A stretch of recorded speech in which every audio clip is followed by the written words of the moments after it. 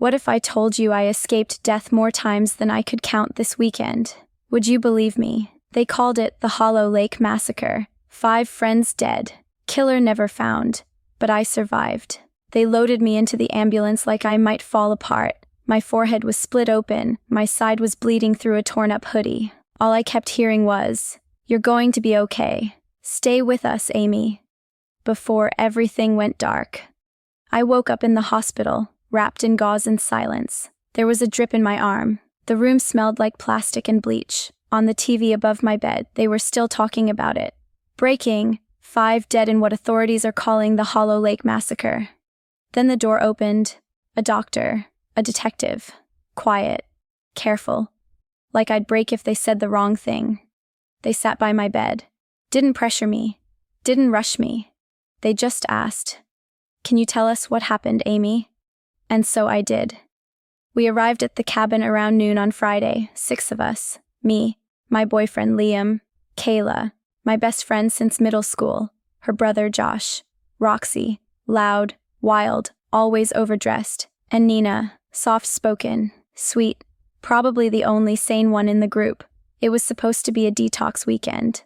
No phones, no guys, no pressure, just firewood, beer, board games, and silence. The cabin sat just beyond Hollow Lake, deep in the woods. It was beautiful, remote.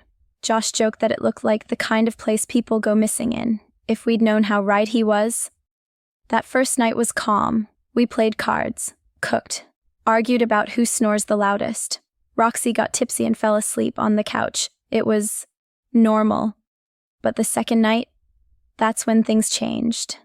Around 11:30 p.m., we found a phone on the porch. None of us recognized it. It was black, plain, no wallpaper, no apps, just a single message on the lock screen. "Let's play." At first, we thought it was a prank. Kayla laughed. Josh rolled his eyes. But then another message popped up. "You get 1 chance per riddle. Answer wrong. Someone dies." Still, we laughed it off. Liam said, "Nice one, Roxy." She swore it wasn't her. I didn't believe her. But then the first riddle came through. "I speak without a mouth and hear without ears. I have no body, but I come alive with the wind." "What am I?" Josh shouted. "It's an echo." Kayla typed it in. The screen blinked. Correct. We were all kind of stunned. It felt real. Too real. An hour later, Liam said he was going out to smoke. He didn't come back. We searched, called out, checked the shed, the trees, the water, and then we found him. His body, face down, cut marks on his arms, neck, chest. There was so much blood. We all screamed. Kayla threw up. Roxy started sobbing. Nina kept whispering, "This can't be real." Josh tried to call the police, but none of our phones had service. We didn't know what to do. And then the second message came. "You played. Now you must finish." We locked the doors, shoved furniture in front of the windows, sat in a circle like children, holding hands, waiting for it to be over. But it wasn't over. Another riddle came. This one was harder. Kayla answered it. It was wrong. The screen blinked. Incorrect. And then the lights went out. We screamed, fell over each other, and when the power came back, Kayla was gone. It didn't take long to find her. She was floating at the edge of the lake. Her arms had the same cuts. That's when I started to cry. I remember sitting on the ground shaking, with her phone in my hands. I didn't understand how this was happening. That night, we barely slept. We kept the phone on the table like it was a bomb we couldn't defuse. Every 30 minutes, it buzzed. Riddle after riddle. Some we got right, some we didn't. And every time we failed, someone else vanished. Roxy was next. Josh found her behind the cabin. It was like her throat had just opened. The look on his face broke something in me. We were 4. Then we were 3. Just before sunrise, Josh said we couldn't wait anymore, that whoever was doing this was playing with us, that we needed to fight back. So we agreed to split up, search the perimeter, try to find help. I didn't want to, but we were desperate.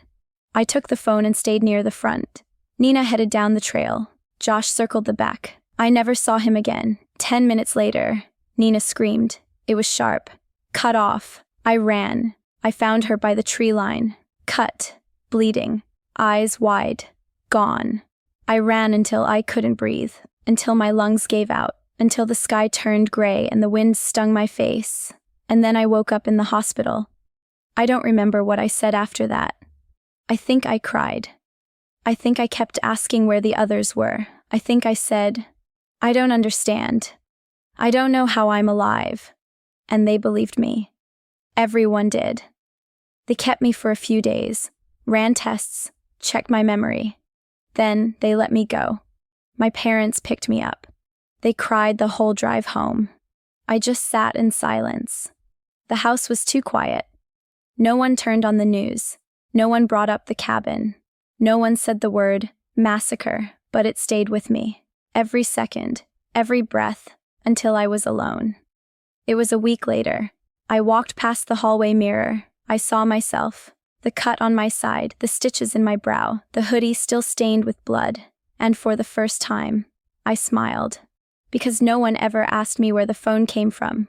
No one wondered how I always had it. No one questioned why I never answered a riddle wrong. They trusted me. They pitied me. They thought I was lucky. But the truth is, I planned everything. Every riddle, every message, every scream. I gave them a game, a chance, a way out. They just failed. Liam was too controlling. Kayla lied too easily. Roxy betrayed me once. Josh never saw me. Nina was the only one who ever made me feel seen. That's why I killed her last. They called it the Hollow Lake Massacre, but they were wrong. This wasn't a massacre. This was clarity. And now that I know what I'm capable of, I wonder who I'll play with next. The phone buzzes. New message. Ready for the next riddle?